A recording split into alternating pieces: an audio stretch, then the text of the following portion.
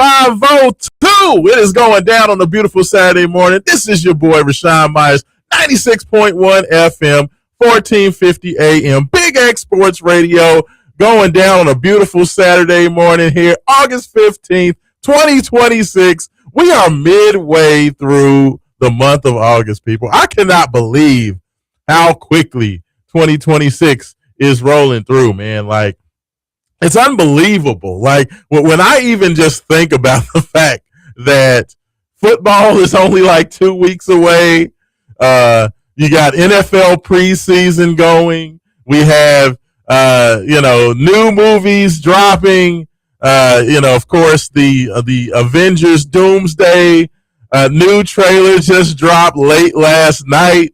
So we have that going on. We have so many new shows, all this new energy and excitement. The new season of Reacher season 4 dropped yesterday. I got to start watching that. I am a humongous Reacher fan. So, like, I'm like a kid in a candy store. And then, of course, we have huge Louisville basketball news. We have some notes from Louisville football fall camp. We have Kentucky fans once again mad and upset and worried and, lashing out. And I am just poking the bear over and over and over again, and they just keep falling for it every time. So we're going to talk about all that this morning on Wake Up 502 as we get you ready for your sports weekend. But, man, when I talk about just how many things are going on, it's just crazy. I'm so excited. I'm happy that sports is back, but there's so many non-sports things going on. Like, y'all don't understand. Like, I am a humongous MCU person. Okay, so like the Marvel Cinematic Universe is just a huge part of my mental lexicon. So like when I saw that the new Doomsday trailer dropped and I got to watch that, and Dr. Doom is of course one of those villains that growing up and in the comic books and in cartoons was always just ultimately powerful. And he's one of those guys that you just hope they don't mess up. Don't do the Galactus is a cloud thing like they did in Fantastic Four Part 2 back in the mid 2000s. Like, don't do anything stupid. And I tell you what, man, when I say that it feels like they are going to do Dr. Doom better than even I could have ever imagined, Kevin Feige, man, that dude is on fire. The director for, a lot of these MCU projects, dude is on fire. James Gunn is having a little bit of issue, and the DC version of the cinematic universe is just not working out as well. But as far as Marvel's hitting all home runs right now. Spider-Man Brand New Day dropped in theaters, and it's looking like one of the biggest successes in the history of comic book movies already. A lot of people were saying that, people don't care about these comic book movies anymore. People are tired of these superhero movies. Then Spider-Man dropped in they've almost, I think they've done 700 million plus domestic already, and they've hit $1 billion worldwide in 2 weeks?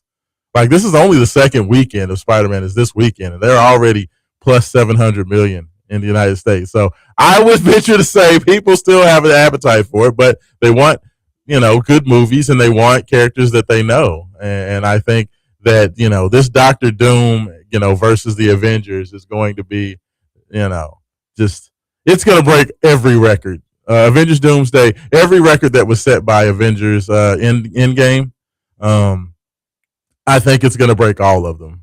I really do. I'm super excited about it. But, we have so many things happening. University of Louisville basketball has a new commitment in the wake of this 5-for-5 situation. That's where all these rumors coming in. That's why I played the old Club Nouveau Classic rumors, just because there were rumors going around that there was a guy that may be committing to Louisville because of the 5-for-5 judge ruling in Colorado.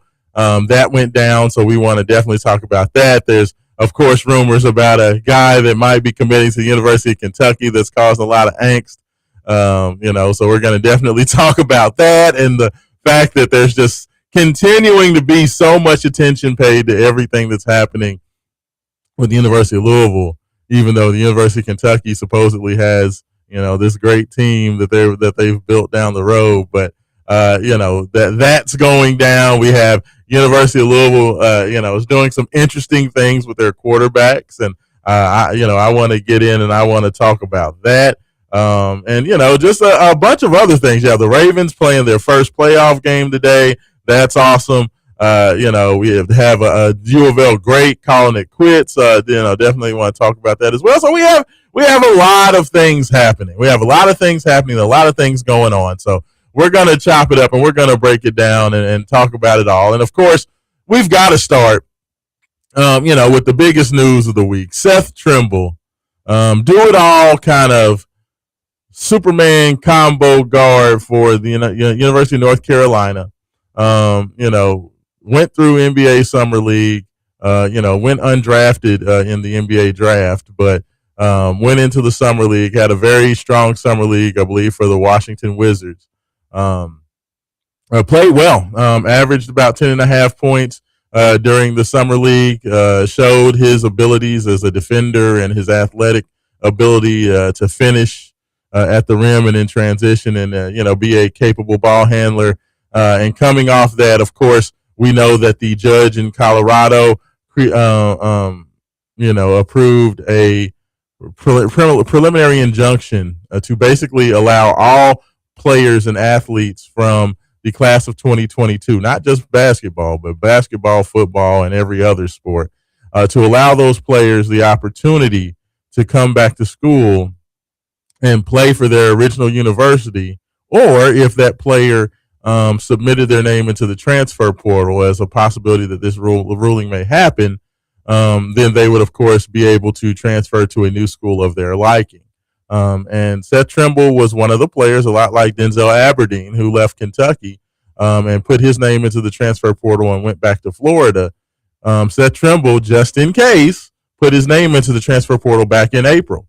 So when this judge's ruling came down and was approved, it basically gave Seth Trimble the opportunity to start looking for a new home and a new school. And of course, there were some schools that immediately started jumping on some of these transfers. We saw some announcements of some early transfers, and regardless of whether these kids had jumped in the transfer portal or not, there were a lot of schools that were reaching out. I know Tennessee got a commitment from one of those kids super early, and there's been some guys that have been linked with some other schools like St. John's and some others, but there really hadn't been a big splashy commitment as of yet, as we continue to work through if these 5-for-5 guys were even going to be eligible to play. And of course, the University of Louisville had been super quiet. Like, we hadn't heard about Louisville doing anything at all. Pat Kelsey, of course, had done a couple of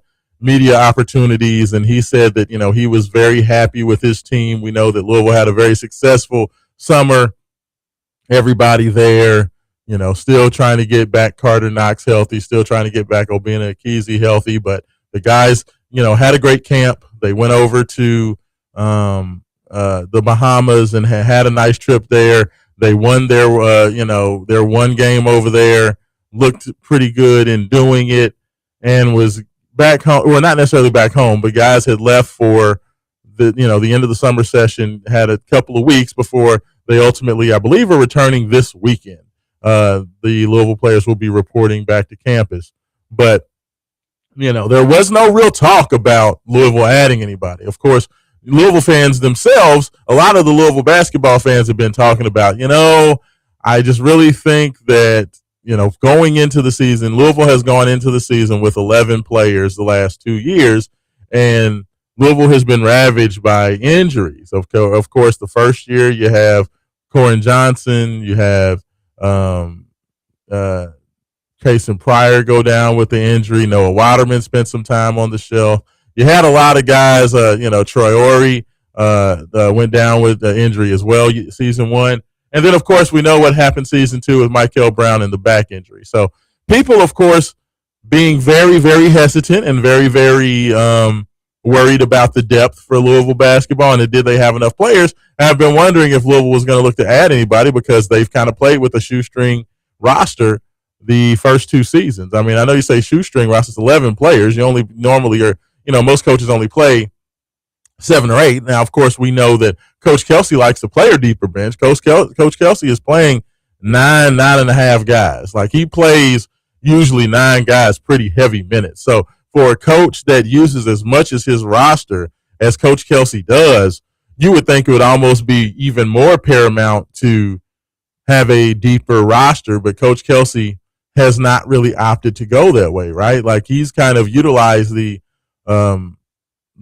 11 player setup, even though he's playing a deep bench. Well, Coach Kelsey finally decided, I love my team, I love what I have, but the right opportunity came about, and if they were going to take a chance on a player, they decided to go after a player that they felt that if these kids become eligible, he won't have any issue with, there won't be any questions about their eligibility. Because I think one of the big keys with a lot of these 5-for-5 guys was the question of, did your player or did the athlete that you're trying to pull from another team, if you're not a guy, if you're not pulling a guy who is returning to his original team, like say if Louisville was going after Isaac McNeely to get him to come back. Well, Isaac McNeely, under these rules, because he didn't, he played for Louisville last year, he would be able to come back and play no muss, no fuss if these class of 22 guys are able to play.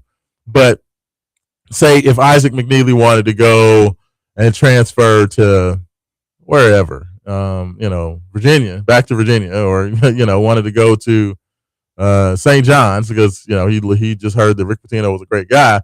That would cause possible issues because the NCAA has mentioned that any teams who try to bring in players that did not enter the transfer portal during the proper window time would be considered "quote unquote" ghost transfers. So they would have never legally put their names into the portal. So them transferring to another school and then that school playing that player would be subject to all types of fines and suspensions. They said basically that their school would be hit with a 20% NIL fine, as well as 50% of 50% of their season would be forfeited by the coach in terms of a suspension. So their coach would have to sit out half the season, and they take a major hit in their NIL budget.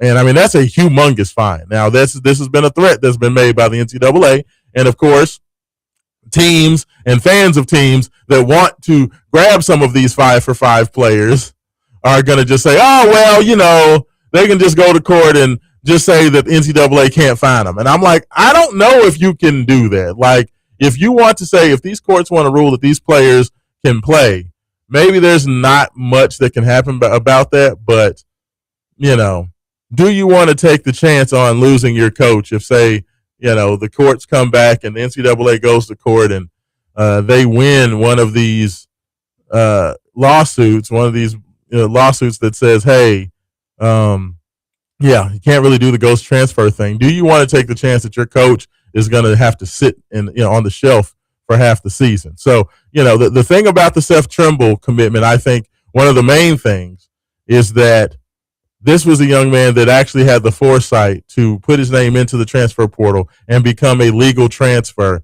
just in case something like this ruling went down. And I think that foresight and him doing that made the Louisville coaching staff feel comfortable enough that, A, he's a player that would impact the team big time on the court. He would impact the team big in terms of the culture of the team. And C, he would not penalize the team if the NCAA did decide to make these players ineligible. Like, playing Seth Trimble won't hurt the University of Louisville at all. And I think because he met those 3 criteria, he was very, very willing to make this thing happen. So, I think that, Louisville has they did their due diligence. And because of that, I think they were willing to roll the dice with it. And we do have a caller coming in on the Call Your Law Office hotline. Haven Harrington, is that you this morning? Of course it's me. Good morning, brother. How are you doing this morning? Man, I am a proud papa this morning as I get ready to send my little Bambino off to school. Yeah. Yes, yeah, I know. It's that time. Your baby is going to college, Haven Harrington. How you feel about that? I'm excited. I'm terrified, but I'm excited. Well, it's a different world than where you come from. You know what I'm saying? That's what the song says, Haven Harrington. So, of course, she's a little bit nervous, but Marley's going to do wonderful. Good luck to her. I'm glad that you were able to take a few moments to check with us with everything going on this morning. But that's awesome, man. And where's she headed to? If you want to let the folks know. Loyola, Chicago. Loyola, Chicago. Okay. What's the I don't know their mascot. What's Loyola Chicago's mascot? They're the Ramblers. Okay. Yes. That sounds right. So, okay. So she's going to be a proud Rambler. I love it. That's awesome. So good luck to Marley. Super excited for her. You'll have to let her know that everybody this way is cheering for her. So that's awesome. But yeah, Haven, we just got up and rolling this morning, man. Just kind of breaking down, the big news of the week, of course, was the University of Louisville getting the commitment of the UNC guard Seth Trimble, who is one of the players that is dealing with this 5-for-5 ruling from Colorado, saying that the fifth-year guys or seniors from last year should be immediately eligible. And I was just talking about the specifics and the importance of Seth Trimble making having the foresight to put his name into the transfer portal back in April, making him a legal transfer just in case this ruling came down. And I think that specific ruling and the fact that, this quote unquote ghost transfer penalty is out there for coaches or teams that try to pull players in that did not enter the transfer portal is just very interesting how schools are going to manage that and navigate that, because they're talking about, Haven Harrington, that if players play if teams play a athlete that did not legally enter the transfer portal back in April, the NCAA is saying that coach would be suspended for half a season, as well as a 20% hit to their NIL budget. That's a humongous fine to threaten. Let me ask you, because the reason that this is such an interesting situation is Louisville got this commitment from Seth Trimble. So Seth Trimble followed all the rules. So as long as these athletes are eligible, he'll be able to play. And if they end up ruling them ineligible mid-season, Louisville would not be subject to fines because Trimble handled things the right way. But you go down the road, and, of course, University of Kentucky is looking at one of these transfer guys, Mark Mitchell, who, of course, played last year at Missouri. Mitchell never put his name into the transfer portal, okay? So he's a player that's trying to go to a new school, potentially Kentucky, without having done that. So what the NCAA is saying is that Kentucky would be under these potential for fines and levies and suspensions if Mark Mitchell is ultimately ruled ineligible, say maybe mid-season, if they win their case and these players are now null and void, and Mark Pope will be subject to suspension and all these other things can happen. And I think that's just an interesting dynamic as a background for these teams and and athletes that are trying to play an additional year. Do you think ultimately that this is going to matter? Do you think that these guys that were seniors last year are going to be able to play? I mean, the guys are reporting right now. School starts next week. What do you think about this madness that's happening? Do you think these athletes are going to be able to ultimately play? I think ultimately, maybe. It's just hard to tell. Honestly, I think what's going on, I think this is more of the NCAA trying to flex whatever muscles that they have left. Yeah. Because right now, they've just been neutered by everybody. They tried to, they kind of begging Congress and the Senate to pass a law so they can curtail NIL and things of that nature, but they were late on that. Actually, they were late. They never did anything on that. They kicked the can down the road. I think this is them trying to assert at least a little bit control over what they want to control. Yeah. So with that being the case, and with NCAA just taking all sorts of L's in court, I can see a whole bunch of teams come back soon. It goes through some judge in Alabama, Louisiana puts an injunction on and allows the kids to play the rest of the season. I mean, it's so crazy, right? Like, I mean, and the one interesting thing is like this big watershed ruling in Colorado that made all these players eligible. The judge did go out there and specifically stipulate that athletes, that she literally said, well, you still have to follow the NCAA rules, which means that if you did not enter your name into the transfer portal back in April, you can come back and play, but you can only play for your original team. And she made that as a specific ruling as part of this nationwide eligibility that she gave the seniors. But the problem is this ruling has been made so late in the year. All the teams are already together. So you have a lot of teams like Mark Mitchell's team at Missouri.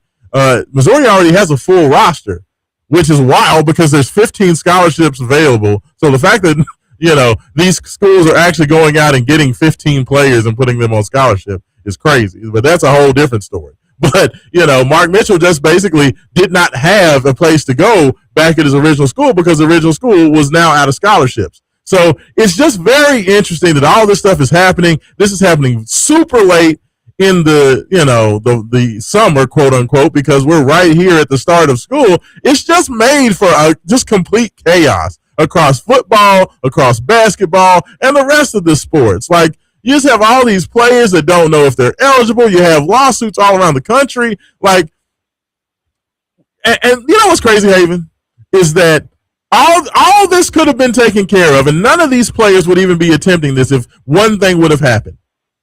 If the NCAA would have waited until September to announce that all athletes this year would be under the 5-for-5 rule, if they would have waited to make the announcement of 5-for-5 in September rather than announcing it in like May or June, whenever they did that, none of this would have happened, because the only reason that this is even a thing is because they made this announcement while players were still in that limbo between finishing college and figuring out what they were going to do with the rest of their life.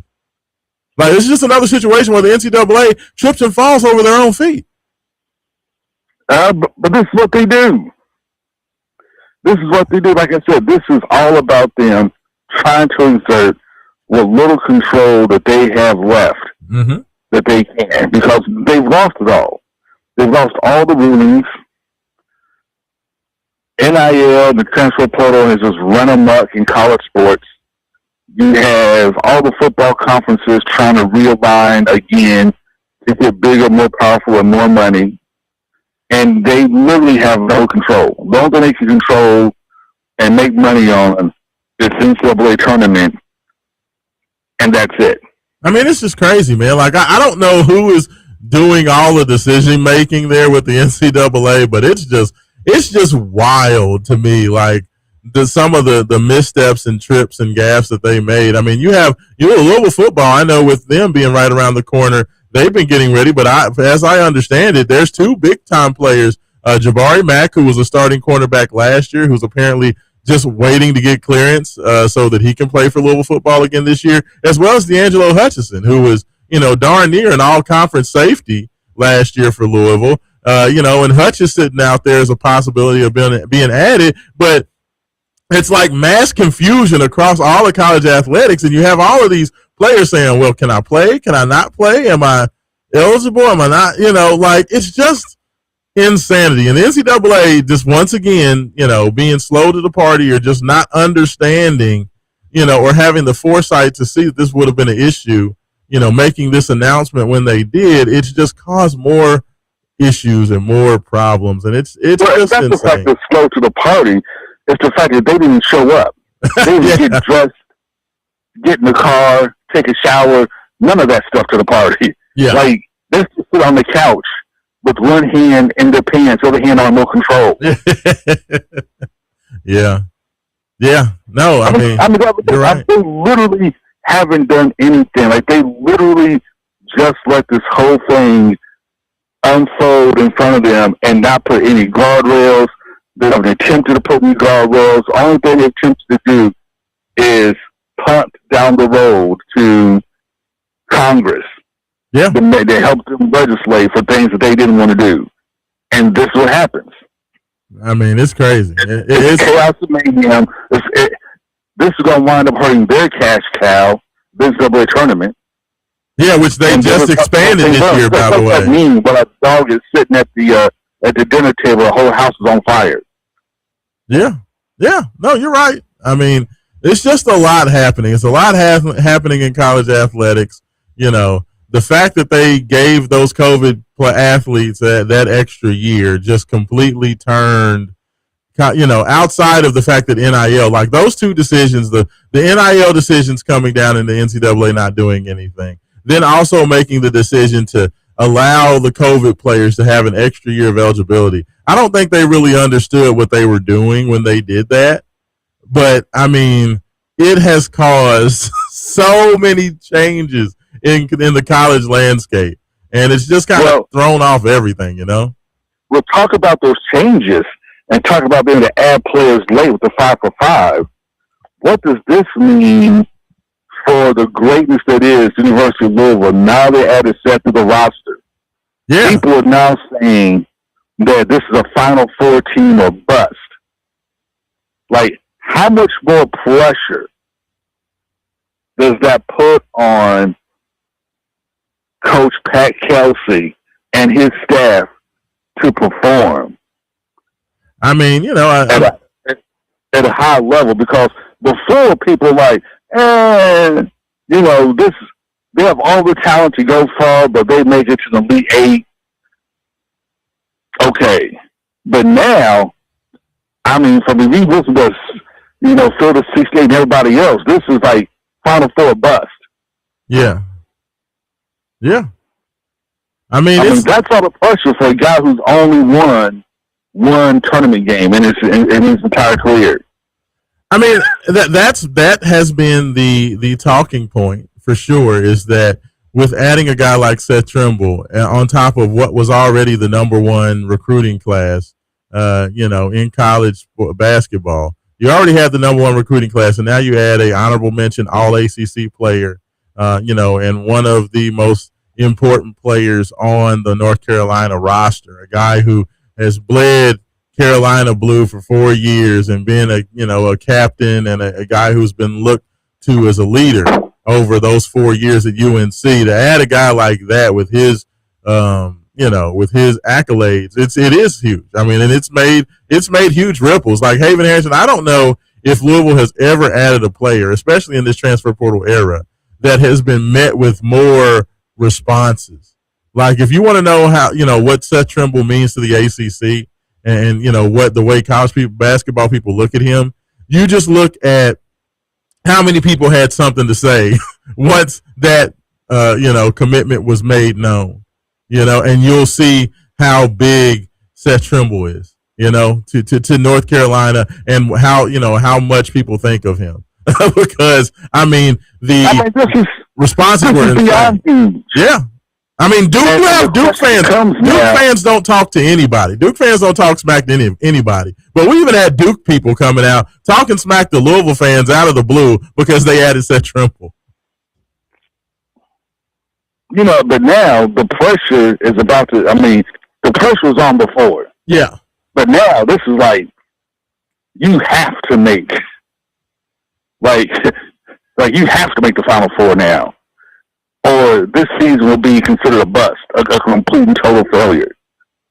Well, I mean, hey, look, I agree with you that, you know, there was pressure on Pat Kelsey, but I feel like I don't think it necessarily changed anything, because there was already pressure on Pat Kelsey because he has a $20+ million roster that the Louisville leadership, you know, really went. About 20, let's say, somewhere between $25, $27 million roster. Yeah.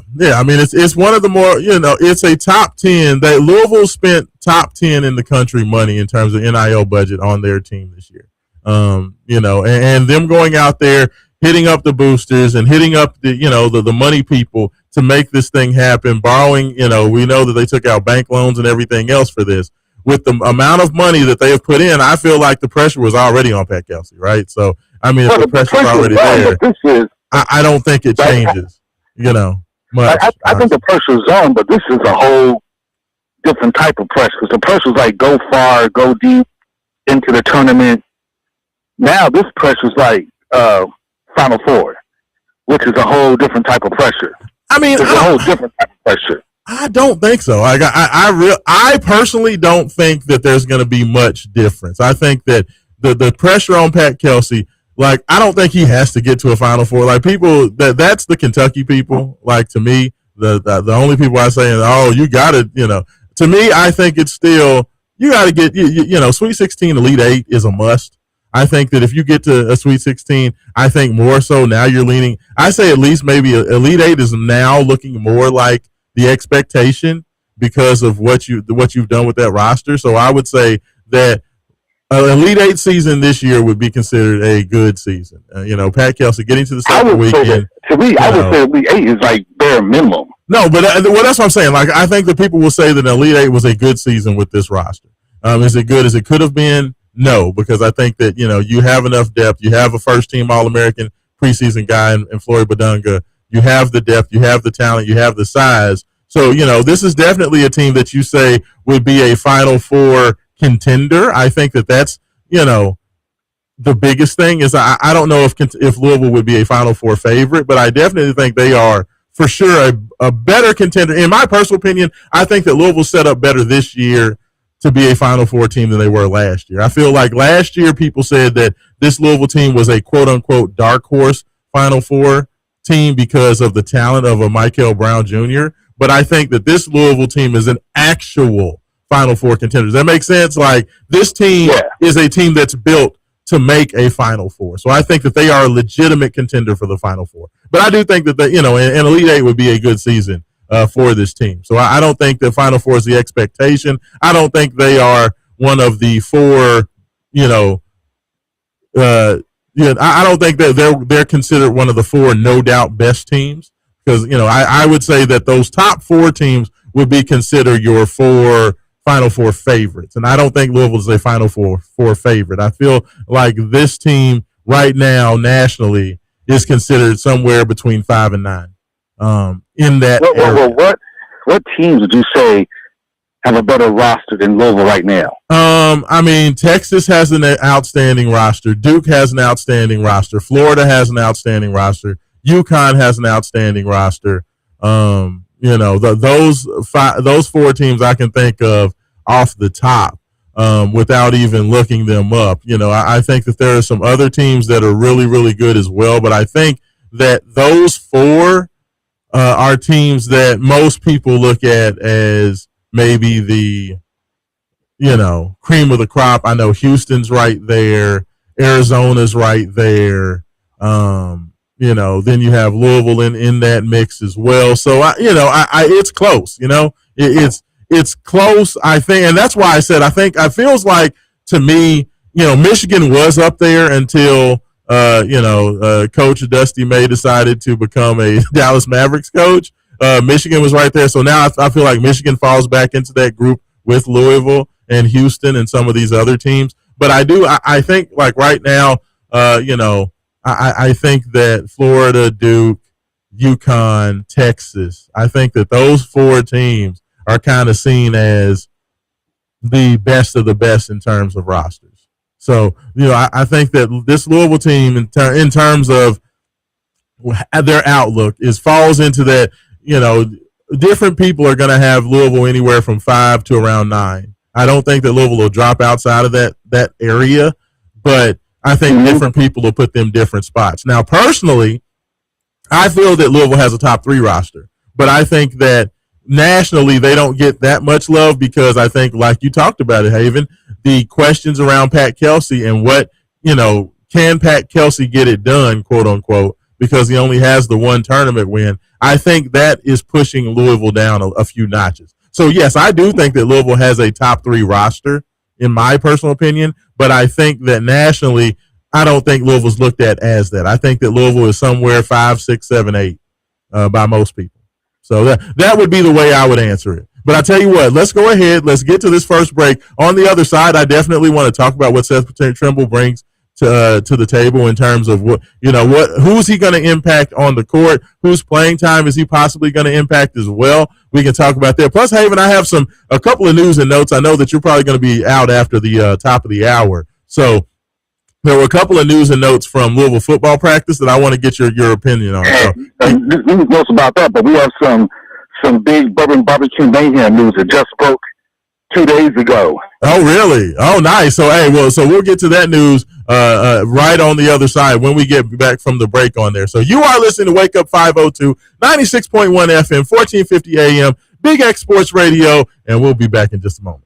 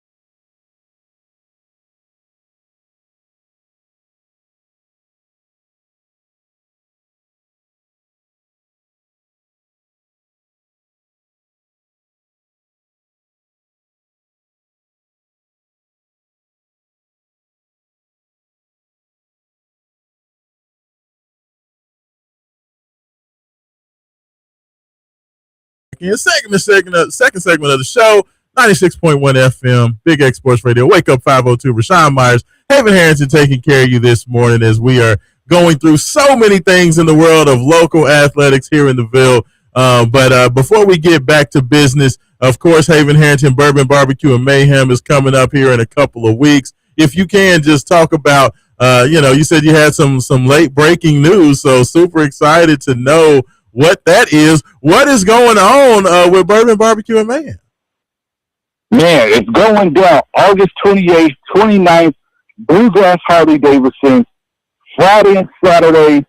It's going to be huge, beyond huge. Just some more late breaking news. One, on Saturday, not only for one small price can you get unlimited barbecue samples, unlimited bourbon tastings, but we're also going to have one of the greatest bands in the area performing for you as well. The Unlimited Show Band is going to perform Saturday night at Bourbon Barbecue Mayhem, followed by two, not one, but two championship fights.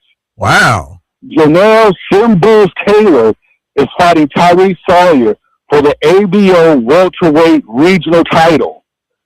And Tim Mayhem Moulton is fighting for the Kentucky heavyweight championship. Two title fights, two belts on the line. Two belts on the line. 2 men enter, 1 man leave. Okay. Very, very nice. Yeah, I cannot wait. It's coming up. It's rushing up on us quick, man. I mean, we're almost here. I mean, you're talking about 2 weeks from today. 2 weeks. Yeah, 2 weeks from today. 2 weeks. So yeah, and it's going to. I'm telling you, it is bigger than it was last year. I mean, we already had pay-per-view sold in 7 different countries in 22 different states, which is crazy. And this is going to be right here in your hometown. You don't got to go to Vegas. You don't have to go to New Jersey. You don't have to go anywhere. You don't have to go to Los Angeles or anywhere else. It's right here, Bluegrass Harley Davidson, right there off of Old Henry Road. It's a beautiful facility. It's a unique setup. It's absolutely wonderful. And I'm super excited for it, Haven Harrington. I mean, it's going to be great action, great fun, great music. The Unlimited Show Band is outstanding. Have seen them several times. They are excellent. So, I mean, it's going to be a great time. I can't wait, man. I mean, it's going to be huge. I'm excited. And, unlimited bourbon samples by some of the biggest brands in the city.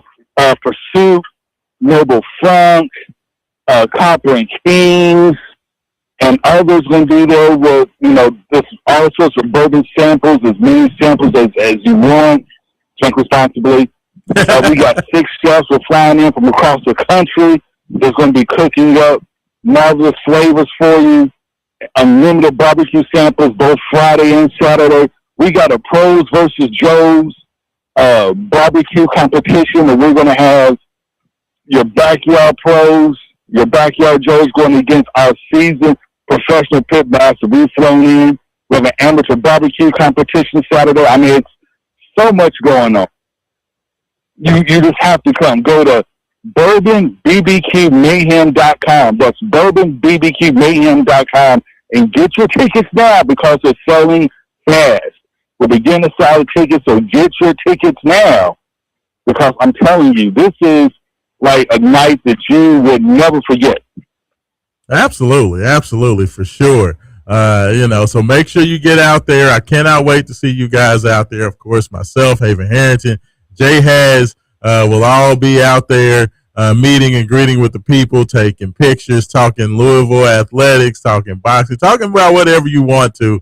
Take some time to see us and say hello. But, this is going to be the second year for Bourbon Barbecue and Mayhem. And, this has been a vision of, going back to the Main Event Sports Show of us talking about having a showcase event during, when all these festivals are going on. And we thought that this could be something that, here locally would take off. And it's already beginning to take off after a great response in year 1.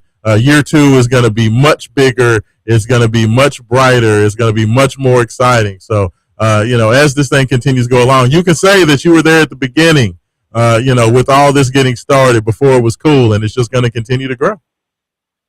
I mean, man, we even got like the number one cruiserweight out of Costa Rica coming in. So, like, super international talent. We got the number one amateur, well, he's a pro now, turning his first pro fight out of Portugal. Is going to be here as well. So, yeah, I mean, worldwide, baby. Humongous talent. It's great time. And, like I said, if you ever wanted to go out and just, see some great boxing action, man, if you've never been to a live show, just taking the opportunity to get out there and do it is just huge. I mean, it's live boxing. There is nothing like it. If you've never had the opportunity to go out and see a live boxing match, it's definitely well worth your time. This is the home of Muhammad Ali and three heavyweight world champions. So, when you have that type of history around there, I know that the fight game is big around here. I mean, Mike Tyson has fought here. Layla Ali has fought here. I mean, you've had, some of the biggest names in boxing to come through here. So, for this city of fighters, I think that getting out there for this type of event, there is no event like this during the year in the city of Louisville. There is no event like this. And, just the opportunity, that Bluegrass Harley Davidson has done to give us the opportunity to set up there. They really loved it. They really enjoyed it. They got a huge kick out of it last year, which is why they basically have said that they want to be the spot for this event year in and year out. So just the investment that they've put into us and the belief in the product has just been huge. And Haven Harrington, I just appreciate all the work that you've done to make this thing a possibility and a reality. Thank you, man. I'm excited. Don't forget, man, unlimited barbecue samples, unlimited bourbon tastings. I mean, the unlimited show band, DJs. We have a cigar lounge. Wow. Okay. So everything. You kick back in the cigar lounge. It's so much to do. So much fun to be had. You have to come out, enjoy yourself, have fun. We're not breaking anybody's wallets because we know everybody's price sensitive these days. So come on out, go to bourbonbbqmayhem.com and get your tickets now. Hey, if you want to save a little money, use promo code Mayhem26 and save 10% off of every ticket package. So if you want a VIP table, if you want a 2-day VIP pass, if you want a 2-day food experience, or just a Saturday combo pass, save 10% off everything with Mayhem, promo code Mayhem26 at bourbonbbqmayhem.com. There we go. So Haven Harrington, of course, before we get back into the basketball discussion, talking about Seth Trimble. But we got to talk some football. Yes, we got to talk about football. Because after Bourbon Barbecue Mayhem, you need to drive yourselves down to Nashville, hang out, so Wake Up 502, and we bring you the pregame for Louisville versus Ole Miss at Nissan Stadium. Cannot wait for that. I am counting down. That's 3 weeks from today. So you got Bourbon Barbecue and Mayhem coming up in 2 weeks. 3 weeks from today. From tomorrow. 3 weeks from tomorrow, because the game is on a Saturday or Sunday. Down in Nashville. But cannot wait for that. It's coming up so quick. Make sure you guys come down there and be a part of the pregame as we get you ready and count you down to kickoff. Super, super excited to be getting down there, getting back into it. Cardinal football back, ready to see what this football team can do. Y'all already know me. Y'all know my stance and my opinion, but there has been some interesting news and notes coming out of practice this week at Haven Harrington. Should be Brahms on paper.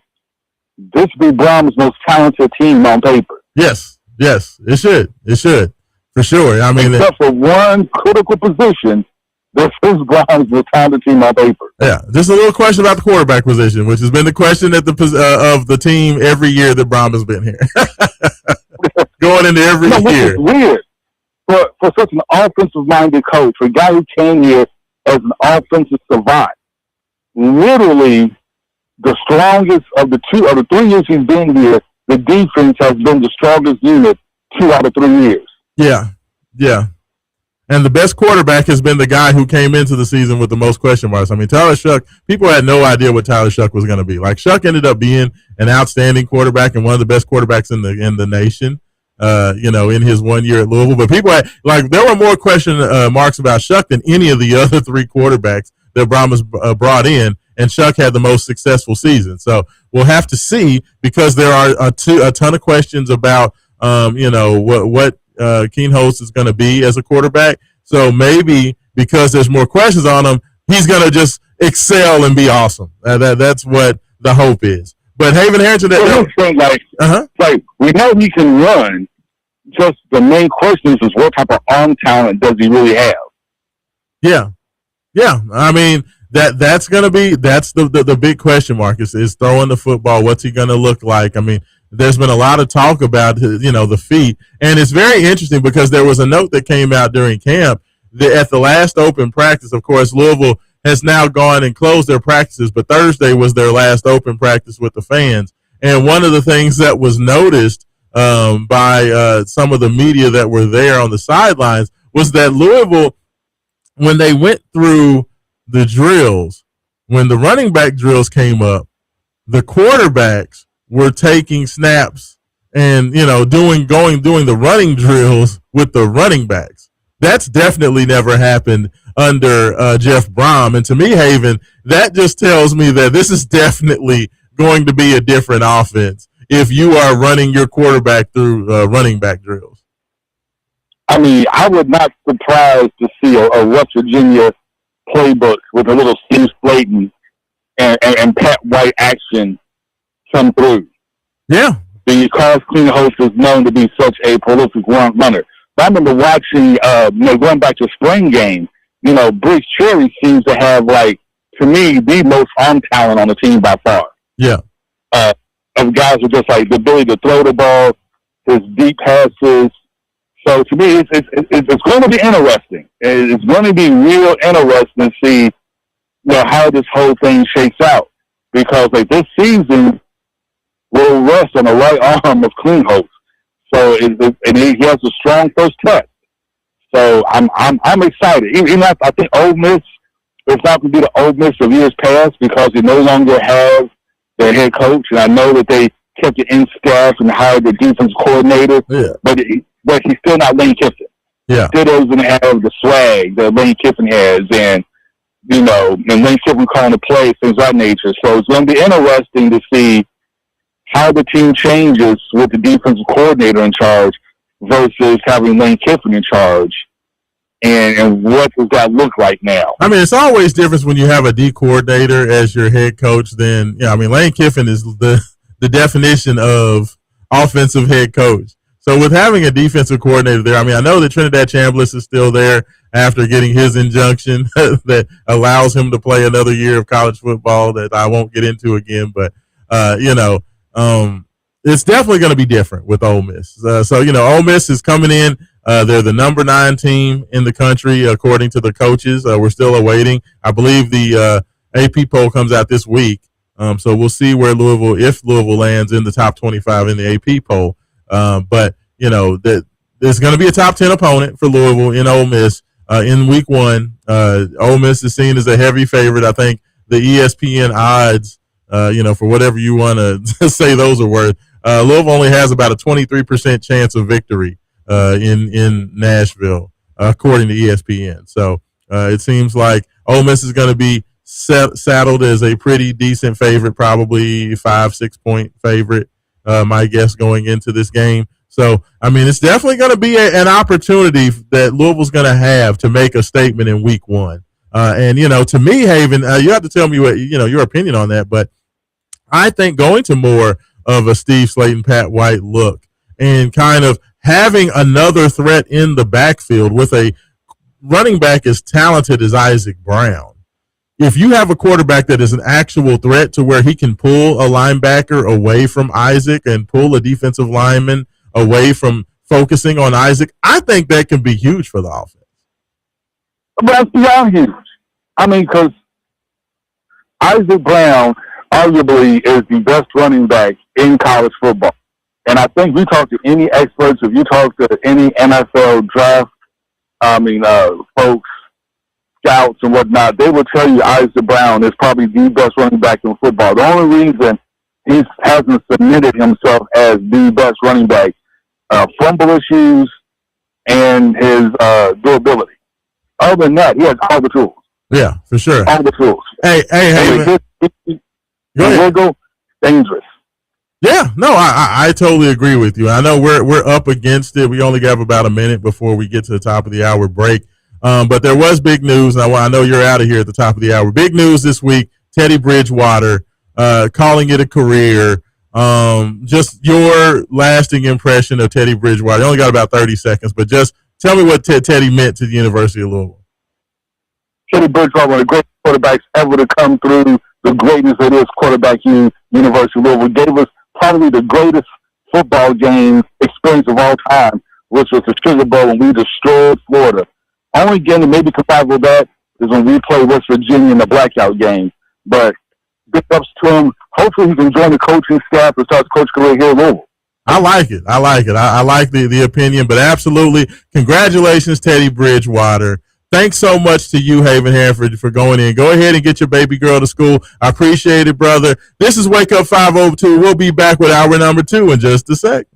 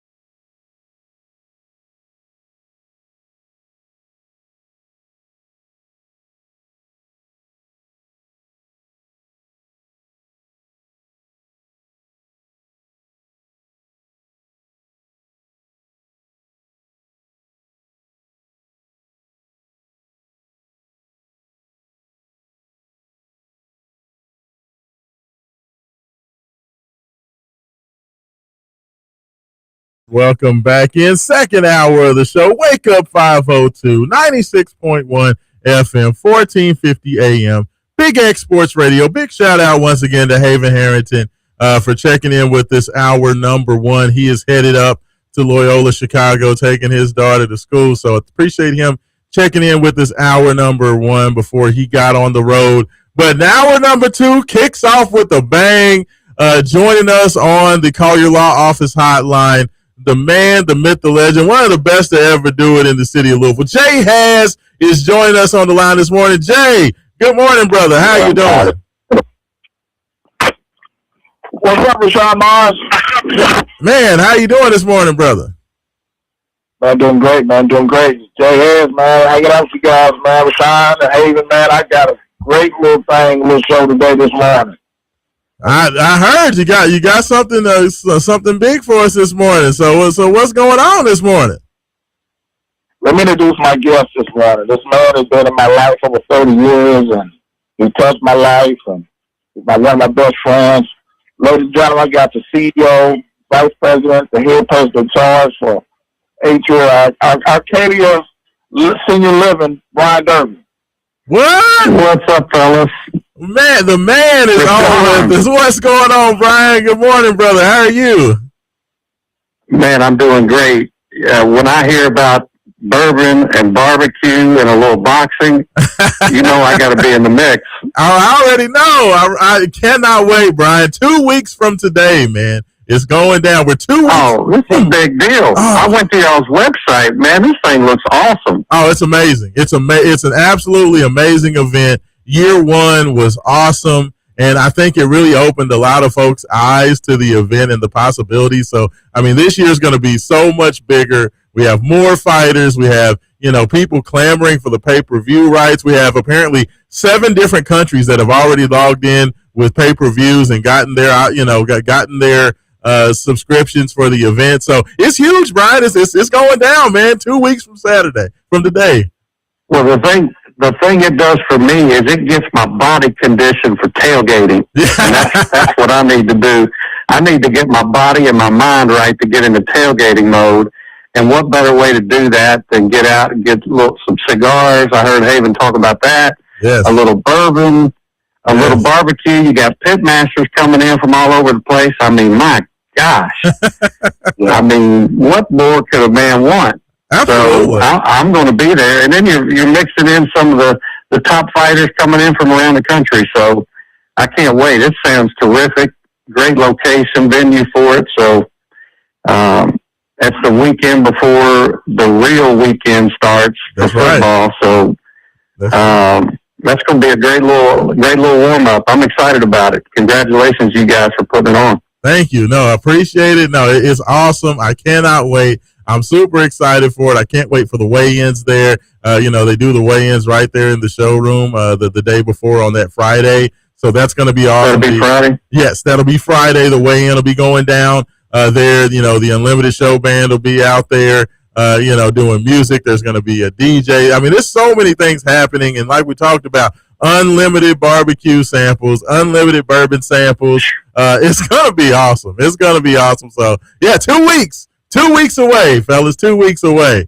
But, hey, let's talk about it. I got to know, Louisville football, how are you all feeling? We're 3 weeks out, 3 weeks from tomorrow, tip off in Nashville. I mean, it's like Christmas for me. I told Jay has. I mean, if you're a Louisville fan, we're kind of famous for our Cardinal caravans. If you're a Louisville fan and you're not going to caravan down 2.5 hours to Nashville for just an incredible weekend, I mean, you got the Broadway block party. Our top 10 volleyball teams playing the same day. Yes. Right downtown. And then you got a big tailgate. There's several Louisville events going on.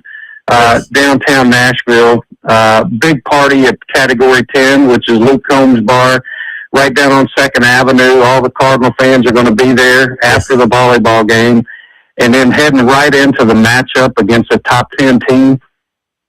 And, I mean, I like our shot.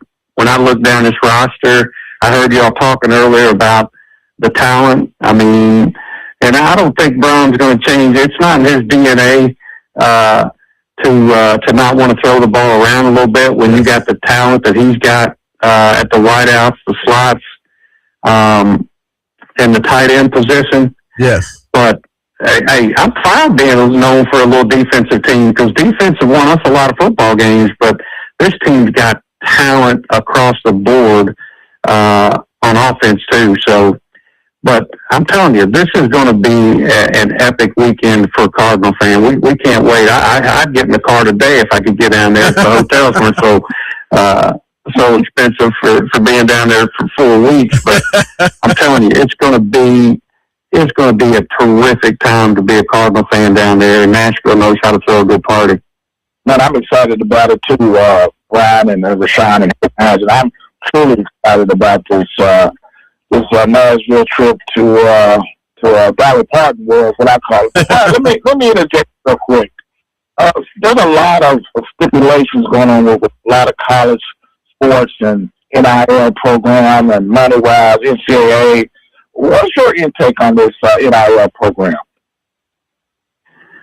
Well, it seems like it's going to change every year a little bit. They're going to be interested to see what the politicians up in DC come up with their plan. But I mean, I'm certainly supportive of athletes, taking advantage of their talents and their name, and they bring just a tremendous amount of income to the universities. But I don't know long-term how sustainable it is.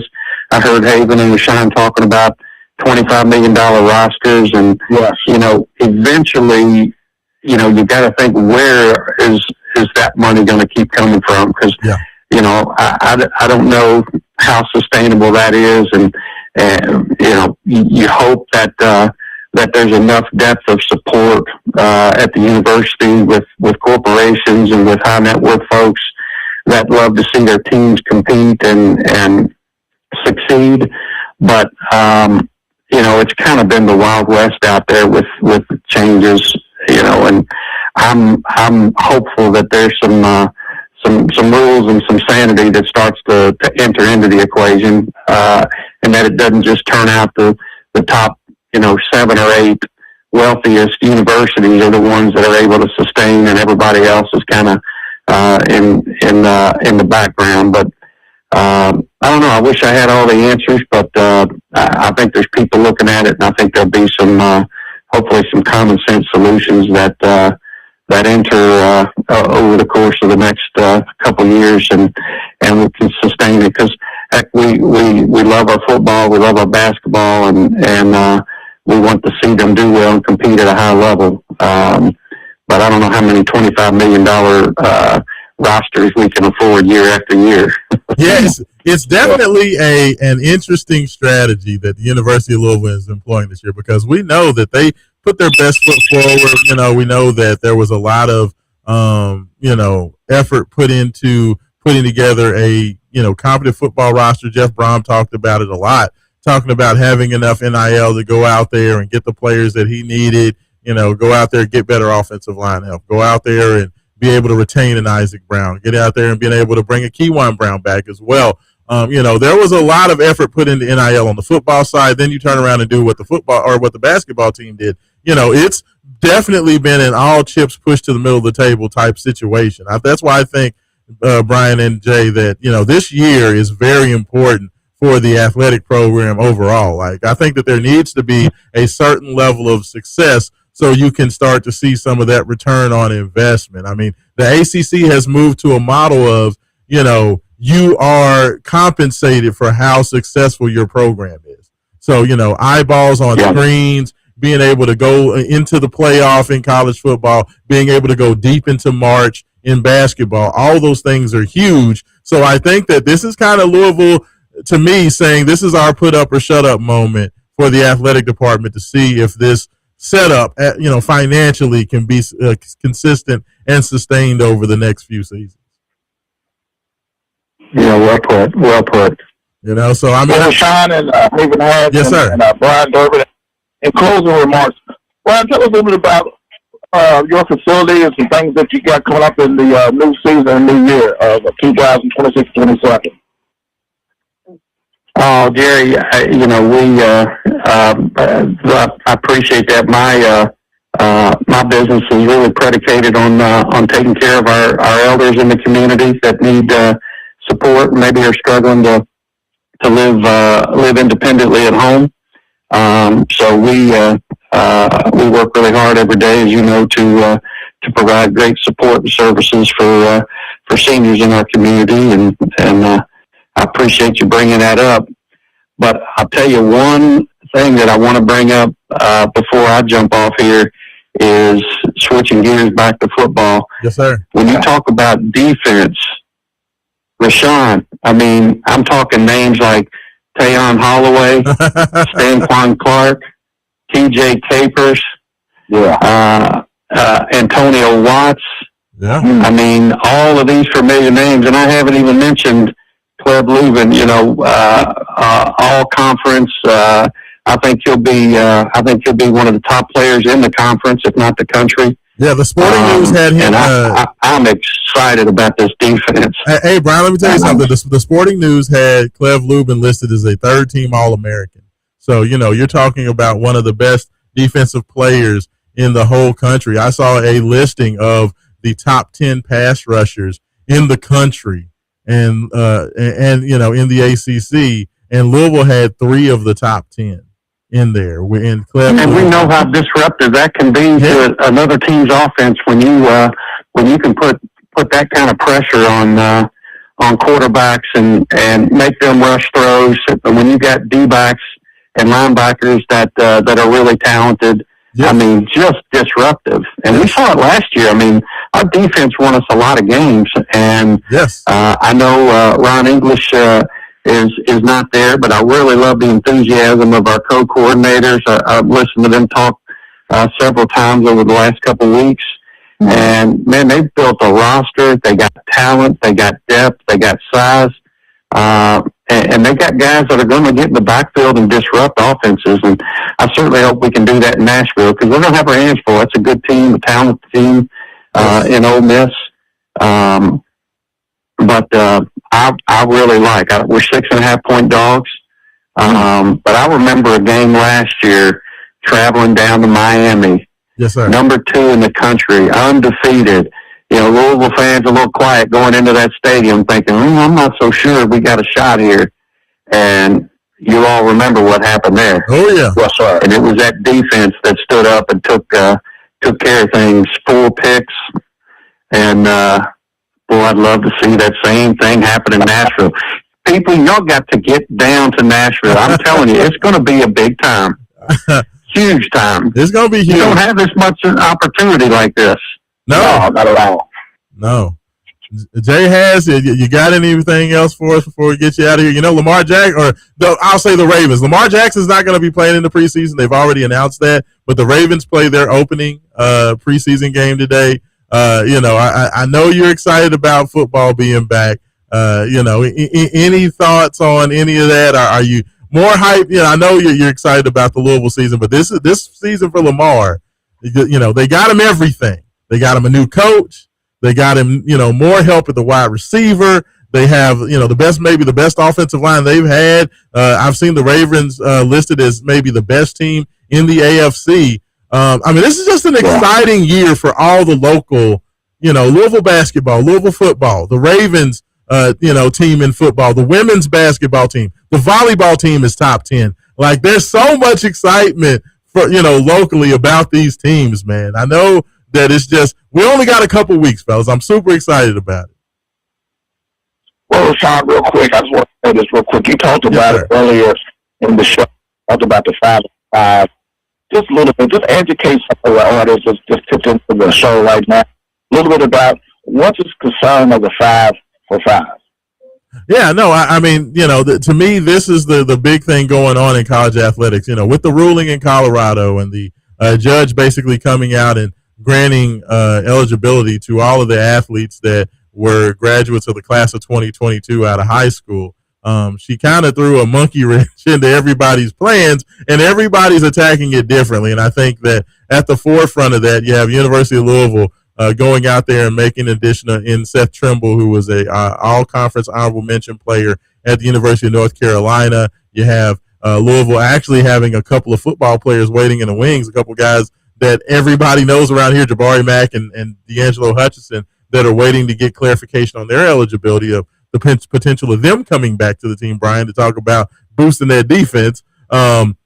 But it's kind of crazy right now. You have Kentucky that has a player in court in Mark Mitchell that potentially could be a Kentucky Wildcat. He hasn't committed yet, but they're looking at it. But you just have all these things going on. You have the aspect of players that did enter the transfer portal versus players that did not enter the transfer portal, and can they transfer? And it's complete insanity. We hope to get some resolution to that this upcoming week, at least locally. There's a lot of athletes, including Mark Mitchell, Tomas Castellano, and some other Louisville football players that have put in to try to get this local judge to get them clearance so that they can play for Louisville this upcoming season. So it's very interesting right now, fellas. There's so much happening with the NIL, going on with this 5 for 5.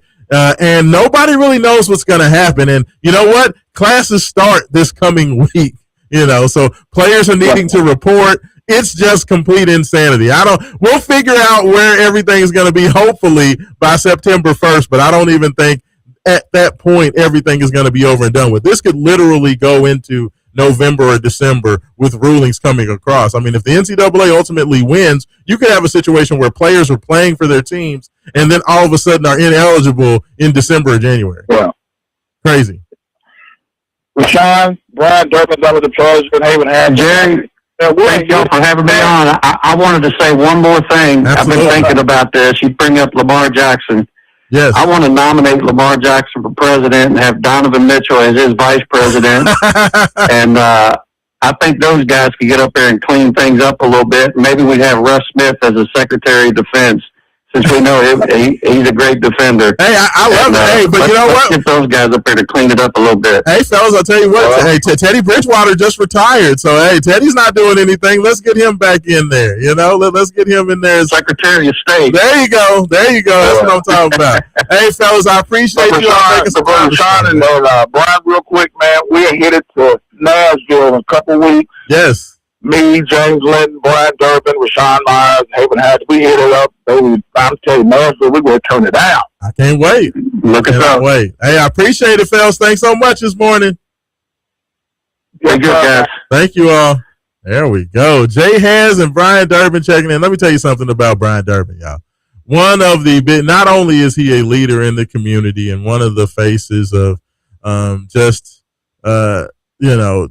everything that's good going on with the city of Louisville in terms of your leadership. He's big with the University of Louisville Alumni Association. He's the man that handles a lot of those things and those responsibilities. But Brian is the biggest Louisville fan. When you talk about a dude that lives and dies with his Cardinals, you will not find a bigger Louisville fan than Brian Durbin.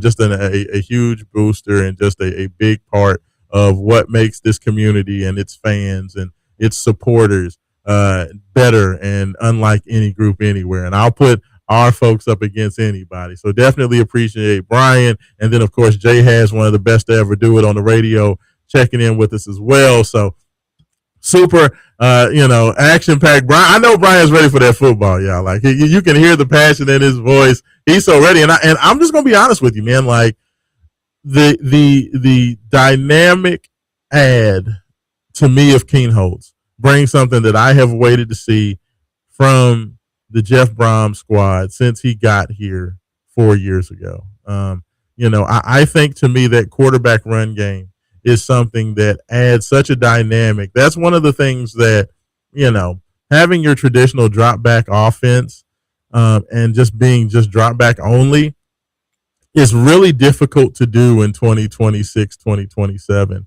And I think that, even though Isaac Brown has been dynamic, even though Keywan Brown has been excellent as well, and Louisville's been one of the best running teams in the country, I think that adding the threat of the quarterback running just opens up so many things both for your running backs in terms of pulling away defensive assignments, which can lead to, bigger holes and bigger opportunities with the running game. But it also pulls up those linebackers, so you have opportunities for your tight end. You have opportunities for your slot receivers and those guys, running backs out of the backfield, to be able to find space. I just think that it makes it so much easier on the offense. And I know that Jeff Brom has always been a guy who likes to just have a quarterback that can sit back there and sling it all over the field. But I just think that the quarterback run game is so important.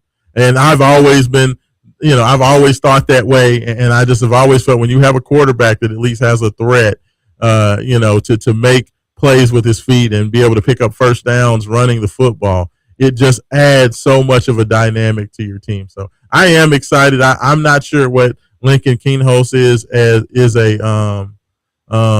a passer, but I think that what he's going to add in terms of his ability to run, what he's going to add in terms of his ability to be a leader, those are the types of things that they talked about. I think that this Louisville team has an opportunity to be special. I think that Louisville's going to be one of the best rushing offenses in the country. I think they're going to be one of the best defenses in the country. And this may be a little bit of a different team than what we're used to in terms of a Brian or Jeff Brom led football team where, you're used to this high flying passing offense where a guy's dropping back and throwing it 40 or 50 times. I don't think you'll see that this year. I think you're going to see a guy who maybe drops back to pass it 25, 30 times and really has an effective run game that just keeps the defense off balance. And you'll have a dominant defense that can, kind of hold teams in check. So I'm super excited about it, man. I cannot wait for it. I'm not doing a prediction on the season this year. You all know my feeling and my opinion on that at this point, that it's definitely a show me situation. And I definitely want teams to show, the team to be able to show me what they can do first. So, that's just where I'm at with it. I can't go out there and just say, okay, I believe in A, B, or C, without seeing it, but last 2 years, let's just be real. I mean, 8 wins is nice in the regular season, but there were higher expectations, and Louisville had a schedule that, begged to have 10 wins last year, and they didn't get it done. So I just need to see Louisville go out there and do it. I'm not going to give a prediction on the games because I honestly don't know what they're going to do. But I will guarantee you one thing. I will be out there supporting the team, and I will be super, super excited for every success that they have.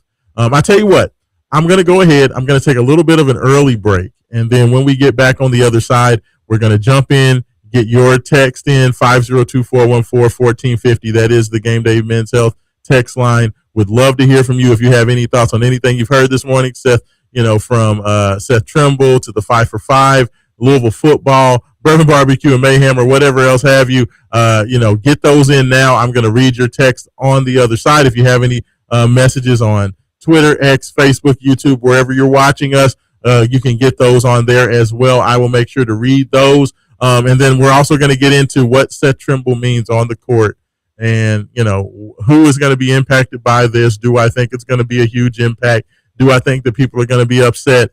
I'm going to get into all of that the last 30 minutes. You are listening to Wake Up 502, 96.1 FM, 1450 AM, Big X Sports Radio, and we'll be back in just a second.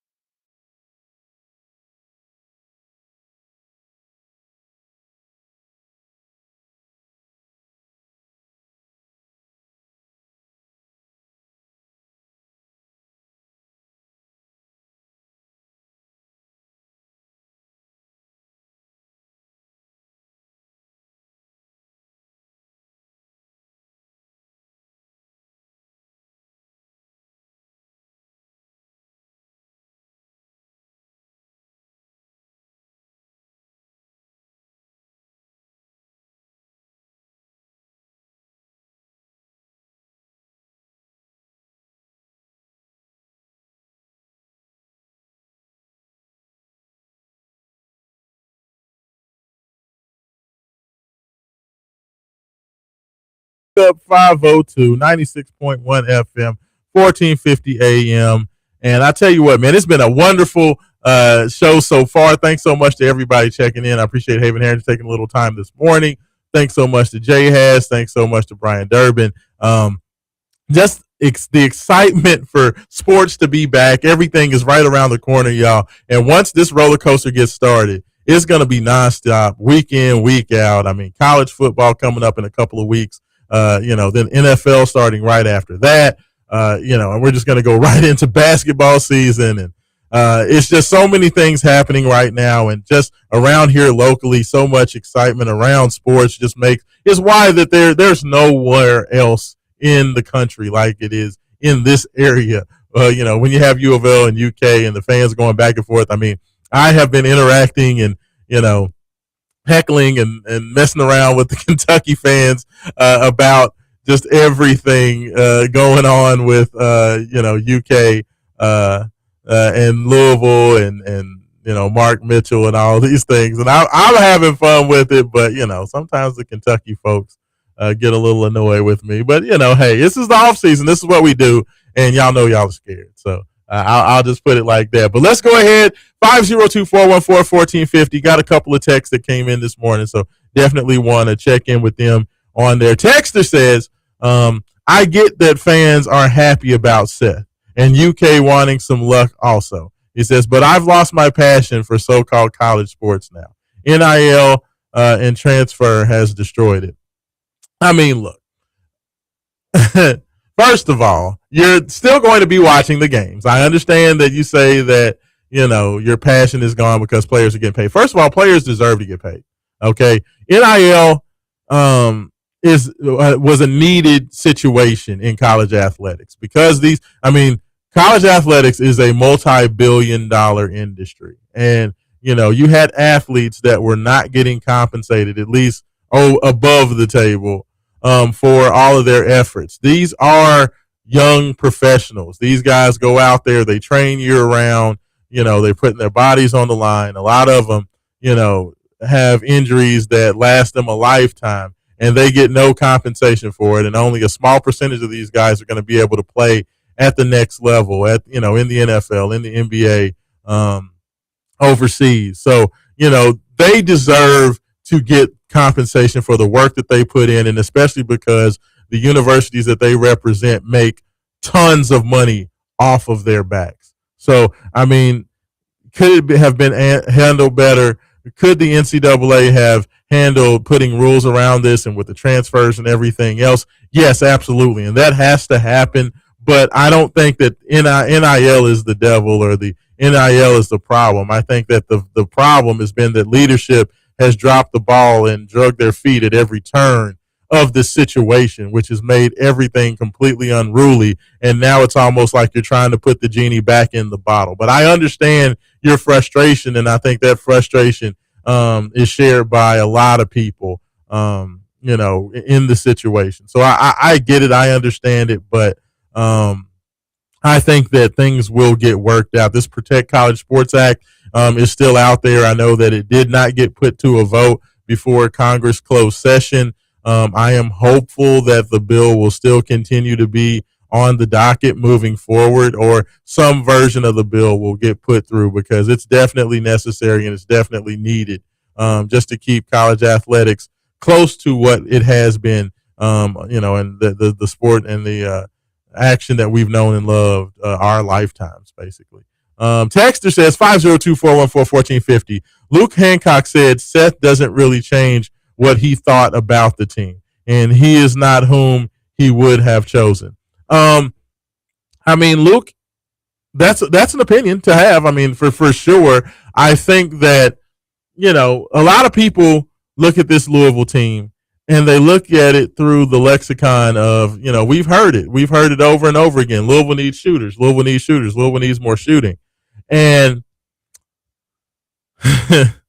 how do I say this? Okay, so the way I'll put it is like this. People always look at, quote unquote, who are the shooters? So if you're talking about Rain Smith, if you're talking about Isaac McNeely, if you're talking about, certain delegation, short guy who's known for being a sharpshooter, Yeah, Louisville doesn't have that guy this year. I don't think Louisville wants that guy this year.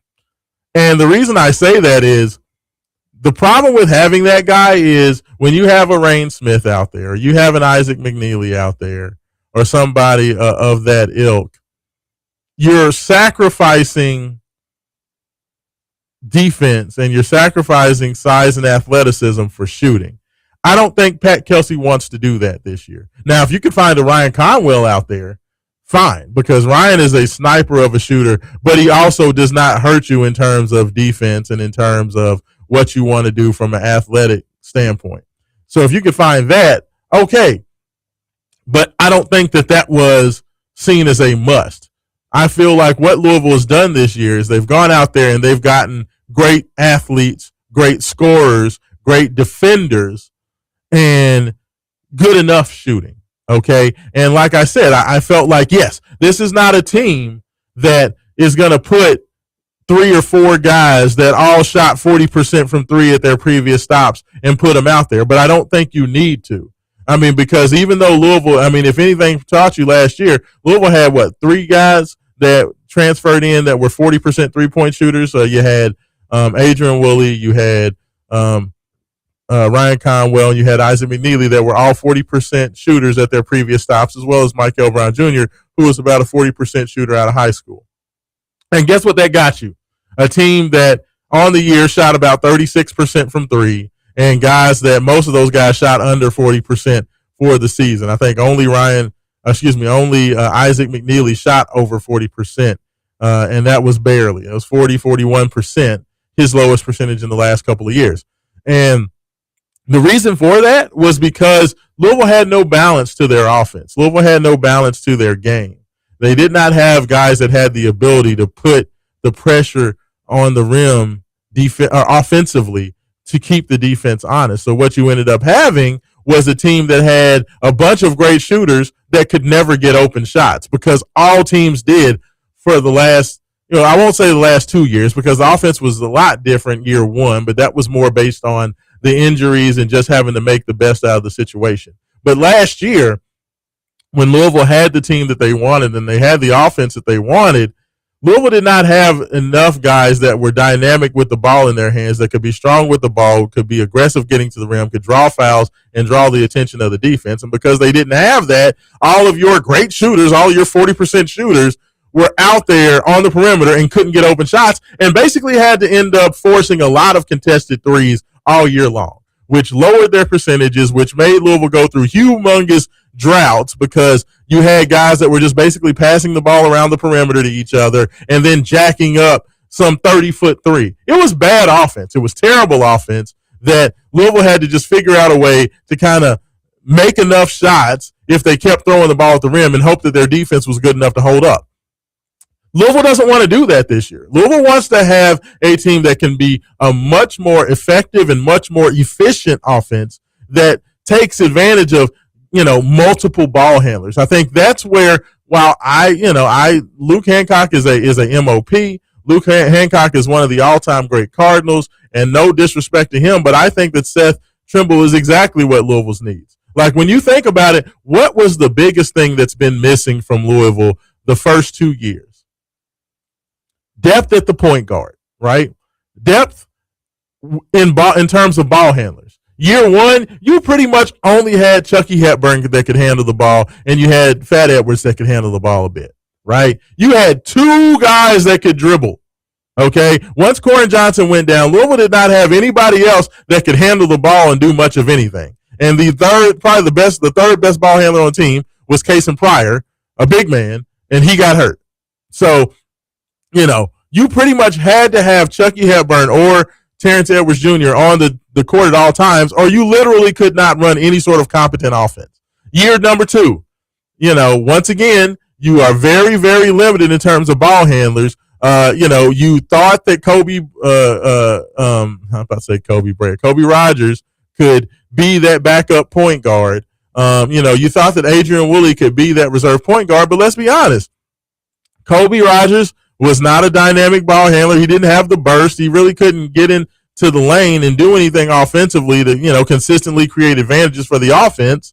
And Woolley was a serviceable guy to throw in there because you had no choice, but he's still not a guy who's dynamic with the ball. He's not a guy who's strong enough with the basketball to consistently get in the lane and make things happen. I mean, he's able to do things in transition, and he's able to do some things one-on-one to kind of get a guy on his hip and ride him down low and use his size and strength to finish at the rim. But once again, he's not a guy who can, consistently break down the defense and get into the lane and make things happen. So I feel like, outside of Michael Brown and kind of Ryan Conwell, but Ryan Conwell even struggled with the spacing in college because, of the ability to kind of close down the lanes that, he just wasn't quick enough to get around guys and make things happen.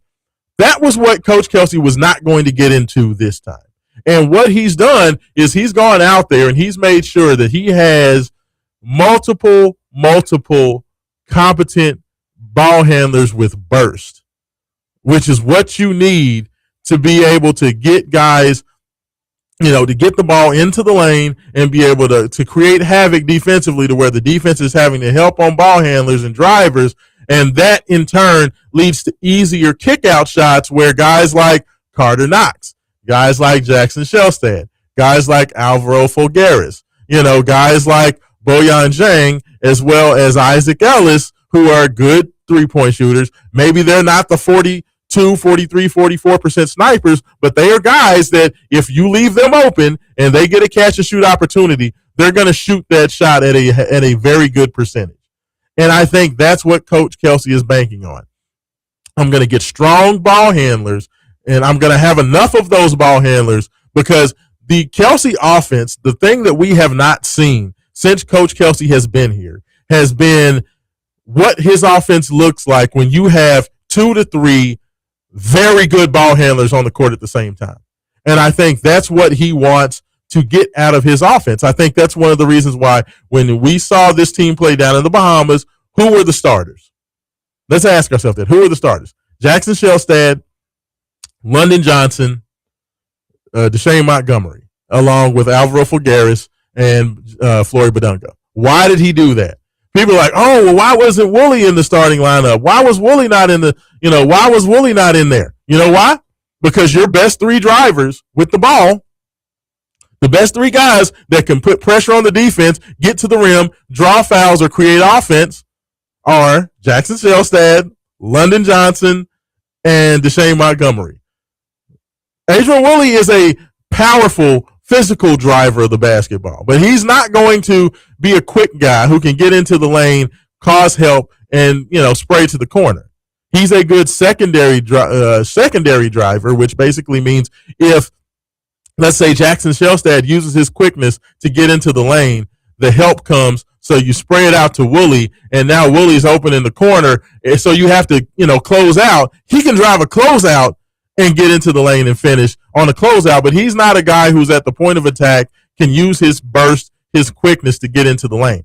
Those are the only 3 guys that really have that. I don't know about Isaac Ellis. He's a freshman, so I'm not putting him on that list. But those 3 guys, like I talked about, Shelstad, London Johnson, Deshane Montgomery, those are the only 3 guys that have the burst to be able to get into the lane and put the defense in rotation, which I feel like is going to be a huge key to the team this year. So with only having those 3 guys, and Louisville literally started all 3 of those. Now, I'm not saying that all 3 of those guys will start once the season comes, because I do feel that Carter Knox will be the 3, man. He will be the wing. He's a guy who also has the burst to get in there. He's a little bit more like Adrian Woolley because he's more of a physical driver than a quickness driver. But he is a very good athlete, and he's a better athlete than Adrian Woolley.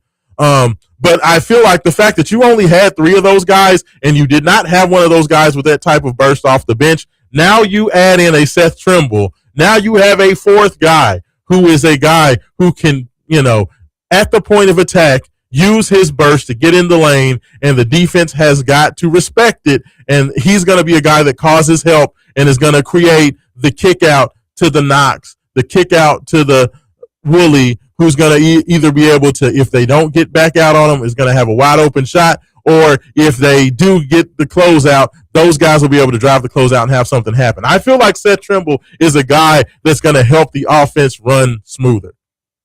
And I think that's huge because, first of all, he's going to impact the offense because he's going to be able to force rotation defensively. But then he's literally one of the best defensive perimeter players in the nation. Like, literally one of the best on-ball defenders, probably one of the best 2 or 3 on-ball defenders in the country. So you have a guy who you can put the point of attack on the point guard, the 2 guard, the wing, and he's going to be able to just cause havoc, getting into passing lanes, helping down and smacking the ball away from big men, and then can get out in transition and just be absolutely dynamic. So I think Deshane Montgomery was the perfect ad because I think that he gives Louisville now 4 ball handlers with burst that are also dynamic defensively. Now, I don't know how good defensively Jackson Shelstad's going to be, but, I feel like, those other 3, when you talk about Deshane Montgomery, you talk about Seth Trimble, and you talk about London Johnson, those are 3 excellent two-way players to where they're going to be able to force turnovers on defense and be able to be dynamic offensively. And when you have two-way athletes like that, and then you add them to a two-way athlete and superstar like Flory Badunga down low, as well as the potential of an Obina Akizi and what he has in his two-way ability down low, when you have 5 star two-way players, in my personal opinion, that I feel like Louisville has with those 5 gentlemen, you have the opportunity to have a devastating basketball team. When you want to talk about what made Michigan so effective last year and why was Michigan so good, it was because Michigan had multiple outstanding two-way players. When you talk about Namari Barnett, you talk about Yaxel Lindeborg, you talk about Johnson, the big man who got drafted by the Mavericks at number 9. You talk about those stalwart two-way players, Ade Mara, who was an excellent two-way player, excellent defensive player, and a very efficient offensive player that could score on the block. When you have devastating two-way players that are efficient and effective offensively, but also great defenders, that's when you have championship-level teams. And I think that's what makes Louisville different, is that they do have those guys that can be standouts on both ends. Texter says Cards team guards are just like UK's last year. Driving guards, suspect shooting. I don't think they're suspect shooting. Like, you got to understand, Jackson Shelstad was an excellent shooter early in his basketball career. His shooting numbers took a slump down to, I believe 32% last year. But you got to understand, he came into the season off of a broken wrist, and then he tore ligaments in that hand in late December, and ended up having to shut it down for the year. His shooting suffered a lot because he was dealing with hand injuries. So, I don't think that Jackson Shelstad is a suspect shooter. I mean, you talk about who was the kid they had at point guard that they brought in last year, the kid from Pittsburgh. His name already escapes me. See, there's too many transfers, but Jalen Lowe. When Jalen Lowe came in, Jalen Lowe was like a career 27% three-point shooter. Like, Jackson Shelstad's not that. Jackson Shelstad is an excellent shooter. He's an excellent creator, a guy who's known for hitting big shots and being a perimeter threat. That's his thing. So, like, he's not a suspect shooter. Same thing with Adrian Woolley. If Adrian Woolley's out there, Adrian Woolley, came over as a 40% three-point shooter. He shot about 35, 36%. He's a good shooter. Deshane Montgomery is a solid shooter. He wasn't great last year. He's 34%, on decent volume. And Carter Knox was a 37% three-point shooter. He was a good shooter. Alvaro Forgaris was a 40% three-point shooter. So he's a good shooter. So, like, I don't think that Louisville is a suspect shooter. That's the thing I don't understand about some of the commentary. Like, to me, a lot of the commentary that we've been getting from Kentucky people, especially, about this Louisville team just doesn't make any sense. The dumb crap about Flory Badunga being a 6'7" center is bullcrap. Okay, first of all, he measured his 6'7" and 3/4, which is basically 6'8", and in shoes he's 6'9" with a 7'7" wingspan. Okay, so, like, literally his measurables put him at basically the same size as Oscar Tshiebwe, who was freaking National Player of the Year for Kentucky. Okay, so like he's an All-American, right? He's an All-American center. So that's the first dumb thing. And the second ridiculous thing is saying that Louisville doesn't have shooting. Like, all of these guys are solid shooters. Is there an Isaac McNeely? No. Is there a Rain Smith? No. But all of these guys are guys that are very effective catch and shoot guys, which is all Louisville's going to basically look to do this year. They're going to either want guys like Shelstad, like Trimble, like Montgomery, to get into the lane and create catch and shoot opportunities, or they're going to throw the ball into Flory Badunga, let him work, and when the double team comes, kick it out for wide open shots. Catch and shoot threes on kickouts are much higher percentage 3-point shots. And Louisville has guys that are very good at hitting those shots. That's all you need. Michigan, Arizona, two of your top 4 teams in the country last year, barely shot any threes at all, but when they did shoot threes, they were basically of the get the ball down low and kick it out to a shooter variety. And they were able to hit a decent percentage, a solid percentage of those.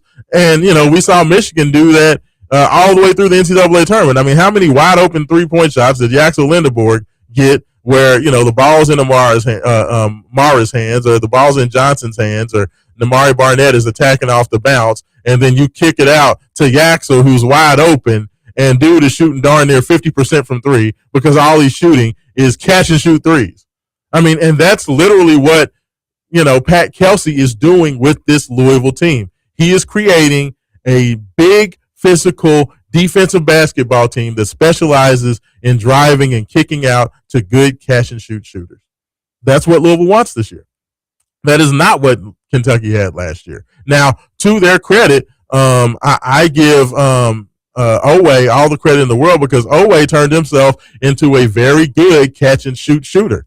And that's what he thrived on. When, Kentucky was good last year, it was when you were able to get those opportunities where you could get the ball to Oweh in catch and shoot situations where, guys would have it down low, whether it be Marino, or whether it be one of their other guys, Aberdeen attacking off the bounce or whatever, and being able to kick it out to Oweh in the corner, and him being able to just catch and shoot without having to dribble, without having to do anything. I mean, Oweh as a off the dribble shooter was like a 29%, 28%, 27% 3-point shooter. But when was Oweh successful? When it was a catch and shoot shot. When Oweh shot it off catch and shoot, he shot over 40% from 3 last year. That's my point. That's what Louisville wants out of their team this year. They want guys to be set up in opportunities where all they have to do is catch and shoot off the catch. The only 2 guys that are, have shown the ability to be effective off the dribble shooters were pretty much Deshane Montgomery is a decent off the dribble shooter, and Jackson Shelstad is a very good off the dribble shooter. Like he did that all the time at Oregon. So, I just say all that to say, I understand that Seth Trimble, when people don't look at his 29% 3-point shooting number and just say, oh God, that's not a guy that, we want. He can't help the shooting. Well, Louisville didn't bring him in for shooting. They brought him in to be a dynamic defensive player, and they brought him in to be an aggressive driver that can get into the lane, get fouled, and create open looks for guys out on the perimeter. And I think that Coach Kelsey now understands and understood that having that balance, having guys that can get into the lane, having guys that can consistently touch the paint, possession in and possession out, is a must if you're going to have a consistent offense. Because if you look at Louisville through his first 2 years, the biggest issue with Louisville has been the fact that their offense goes on ridiculous lulls where they would go 3 and 4 and 5 minutes without scoring baskets. And the reason why is because they were basically just living and dying by shooting 35, 36, 38 threes per game and just hoping that they hit enough of them, because these guys are great shooters, so they can just shoot and hit a bunch of tough shots. But that's not good enough when you turn around and not only are you not hitting enough of those shots, but these guys are marginal defenders. You're asking, Isaac McNeely to get out there and defend aggressively on the perimeter when he doesn't have the foot speed for it. You're asking, Ryan Conwell to be a competent defender, even though he's only about 6'2", So he's a little bit smaller. He doesn't necessarily have the length to be an effective guard out on the wing. You're asking Javon Hadley to get down there and play the 4 and be a big physical force on the interior when he's just 6'6" at best. So, it's just a different style of play. I think Seth is perfect for it. And I think he'll be good. I think he'll be very good. I think that he'll be dynamic. And by the time the season gets here and people start to see his value, Seth Trimble's the type of guy that will be looked upon the same way that Louisville fans looked at Javon Hadley. I really do. He's that type of guy. He's that type of leader. He's that type of just, I'm going to leave it all on the floor type of personality. And I think he fits the culture perfectly. So I'm super excited to see what's going to happen. I'm super excited to see where this thing goes next. Of course, it's been said that by the end of next week, we will have a ruling on what's going to happen with with Mark Mitchell and his decision. And my only question is this, man, is if, people are saying that it's already guaranteed that Mark Trimble or that Mark Mitchell is going to be headed to the University of Kentucky. But he is not committed to Kentucky as of yet. So I'm just going to put that out there. We'll see what happens. Good luck. Thanks so much to everybody for tuning in with us. This is Raashaan Myers. Thanks so much to Haven Harrington, Jay Has, Brian Durbin, Wake Up 502, and we'll be back next week. If you're looking for more, step on the dance floor. Check your coat and your troubles at the door.